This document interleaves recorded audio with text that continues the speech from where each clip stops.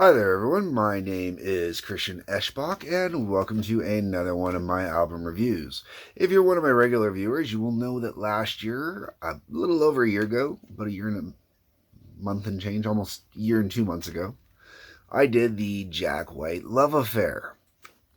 And in that, I covered the White Stripes' first album, I covered the Raconteurs' first album, I covered Dead Weather's, I think it was their third album, because I didn't know about any other albums prior to that. And I covered Jack White's first solo album, Blunderbuss. Well, here we are, 2022, and Jack White just released a brand new album, Fear of the Dawn. Now, I love Jack White. You watch my Jack White Love Affair, you'll understand why I love Jack White. And one of the biggest reasons why I love Jack White is because Jack White is the savior of vinyl. Now, it's rare that I will leave the stickers on in here in the videos and whatnot to show, but I paid $34.99 at Dr. Disc for this. That's also where my shirt I'm wearing came from. I'm going to throw this out there. I don't have any connection with them, but they are my local record store. I do support them quite heavily. Try and buy most of my stuff there if I can. Now, the album. Let's do the artwork first, okay? Okay, that's the outside. That's the back. All right. Now we got these cool lyric sheets inside. These are just really nifty. I like these. It's really nice.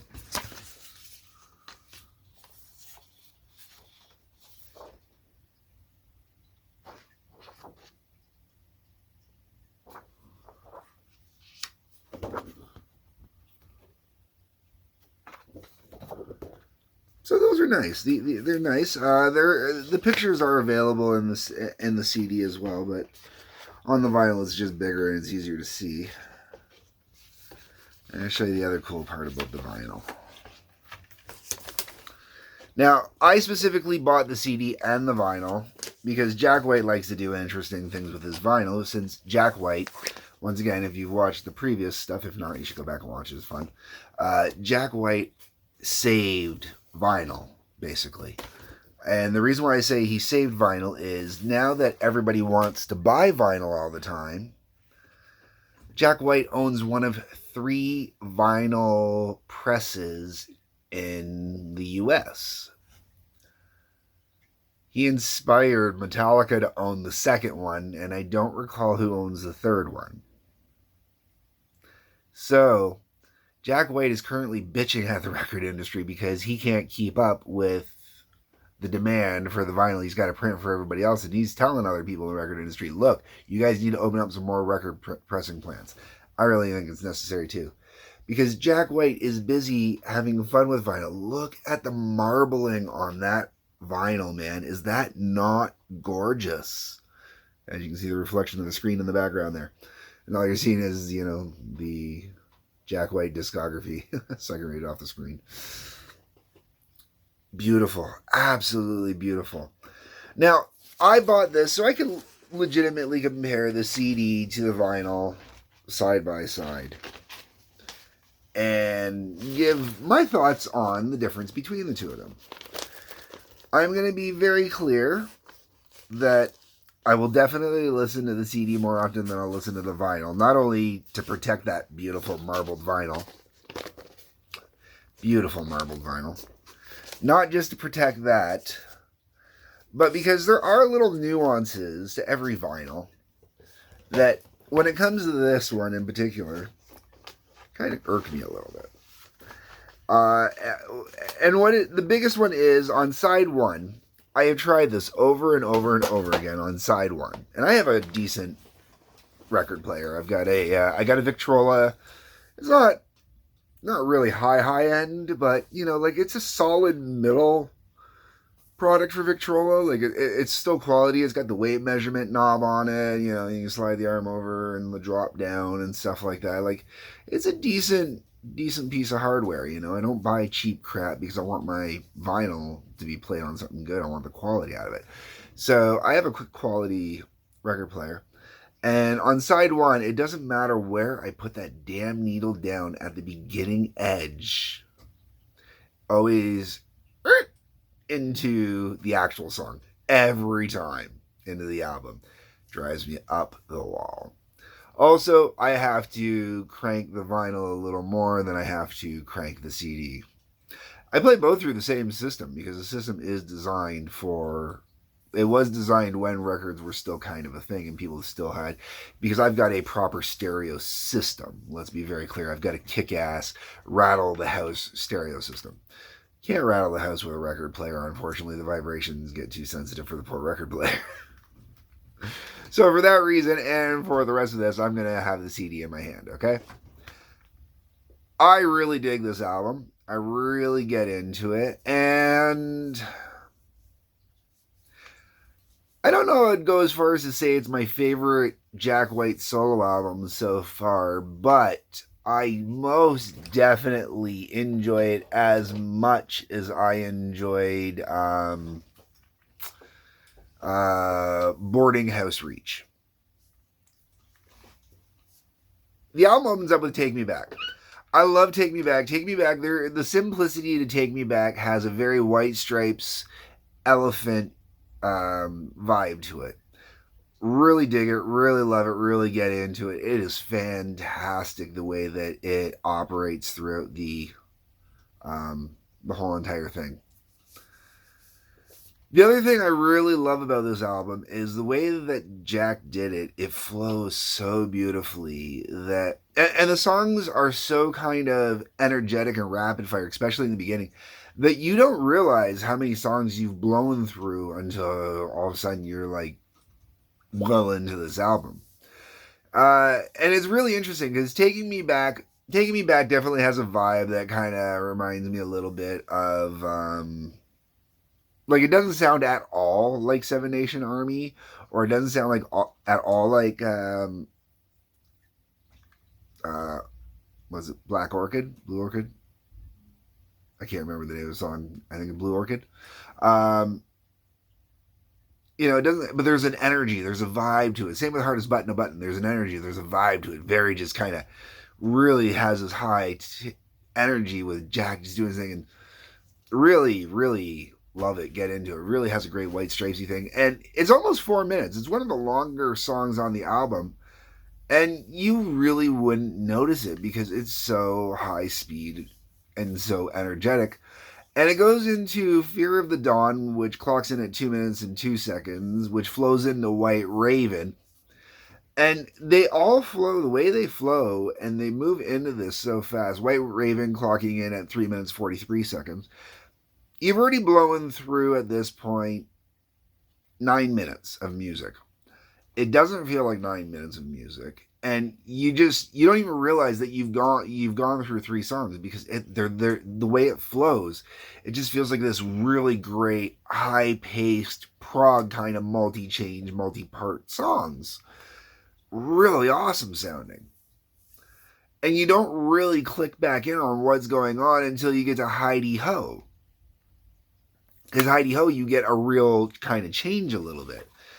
And Heidi Ho is interesting because Heidi Ho definitely has a vibe to it that reminds me of the Dead Weather album that I reviewed last time. And it might have something to do with the fact that, you know, he's actually working with another musician / artist who is Q-Tip. I have mentioned Q-Tip once before in Elton John's Revamp review that I did. Q-Tip was on there. And I really like Heidi Ho. It starts off a little weird. Definitely a little experimental, a little kind of playful. It's definitely playful. Like, this is definitely a proggy kind of song, the way it kind of plays around and has some fun and mixes stuff and that in there. And then it gets into this cool little rap kind of thing going on there. And I really kind of dig it. I really get into it. I really like the way that Q-Tip is on there.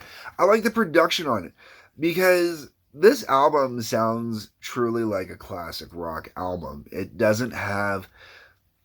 There's a few bands I know that are modern bands that have the ability to get that classic rock kind of sound or that classic album kind of sound. And when I'm listening to this CD versus listening to the actual vinyl, it's not a matter of there's a warmth on the vinyl that you don't get on the CD. Let's be very clear. That warmth that's there, that crackle, there's no crackle on the record.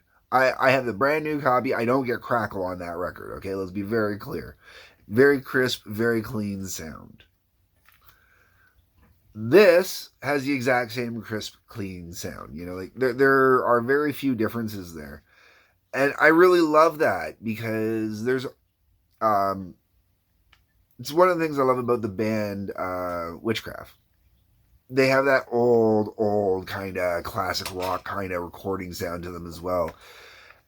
And there's just something about it, man. It really, as a guy who grew up listening to classic rock, it really does take you back to, you know, things like the Doors or even going to the Mamas and the Papas and that kind of, that vibe and era of time, very much so. And then we get to Eosiphobia. I'm going to put that up on the screen, what it means. Little words right there. This is a great little, this is another example. Like you go from Heidi Heidi Ho into Esophobia, and then from there into the Twilight. And Heidi Heidi Ho is this great breakup between the first three songs and the next two songs. And it's this great kind of vibe and different feel, and it kind of changes the pace just on side one of the vinyl. Because yes, side one, side two, I could do this really well, and I know listening to it, I listened to them both back to back before I came up here to do the review. And Into the Twilight is a great song. Oh my god. It's this cool little jam, really. That's what Into the Twilight feels like. It feels like this wonderful, awesome jam. I've done quite a few reviews for Parliament and Funkadelic, and there's definitely an essence in there where, you know, like, you want to say that Jack White was influenced by the way they were doing their mixing and stuff like that back in the day, because there's definitely a vibe to it that I just really get with this great kick drum kind of thing going on. Oh, it's really nice. And that basically makes up the first half of the album. First half of the album, I'm already locked. I'm loving the first half of this album. And I love how fast it flows. Is it a bit of a downside that, you know, Fear of the Dawn and The White Raven, they flow so well that you don't realize these songs? The big flaw to that is you just don't realize these songs have different titles, and you got to actually go and pay attention to them. And it's not that they don't stick out, they're really good songs. It's just the flow on them is so natural, and the progression is so natural that you can't help but think it's all just one really good song. All right, now on the CD, having Dusk, which is this 30-second little instrumental piece, follow Into the Twilight is fantastic. I really dig it. I really enjoy it. I have no clue why the hell Jack White opted to start off side two of the vinyl with Dusk.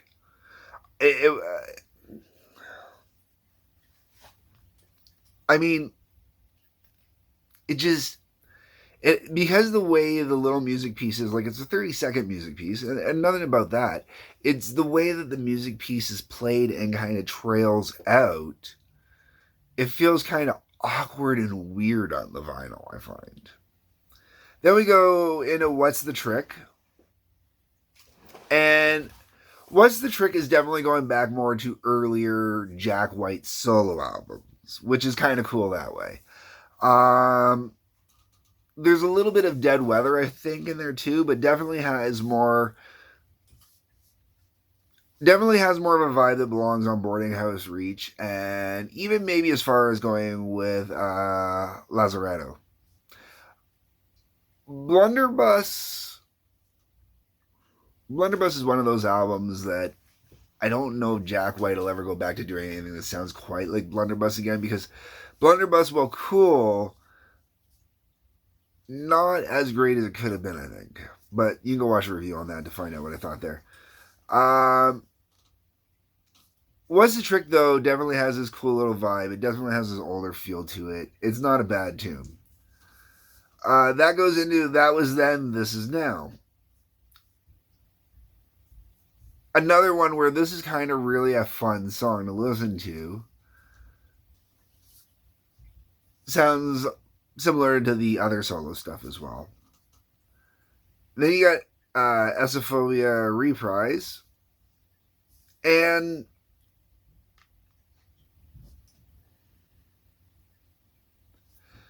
both songs, I've listened to them countless times now. Like I said, I listened to both the vinyl and the CD right before coming up. I listened to the vinyl and then specifically the CD right before coming up.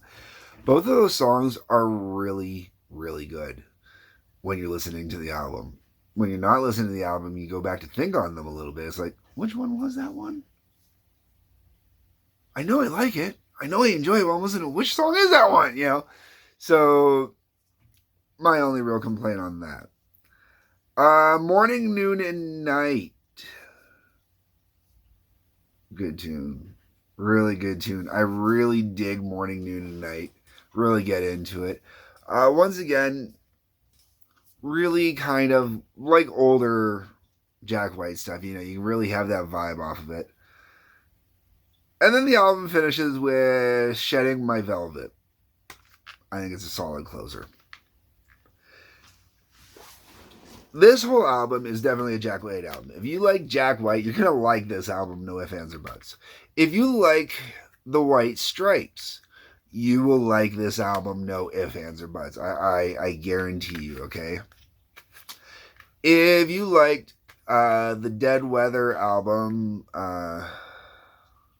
Something Burn, I can't remember exactly what it is. You will probably enjoy this as well. If you like the Raconteurs, there's nothing on here that makes me think Raconteurs. Nothing. And that's kind of cool. I like that there is nothing on here that makes me feel like he's drawing from another band that he's in. Dead Weather, I give a little bit of a leeway with, because Dead Weather, the album I covered, Jack's all over it. Like, you just, if you read the notes, it doesn't sound like it, but you can hear Jack all over it. But this definitely,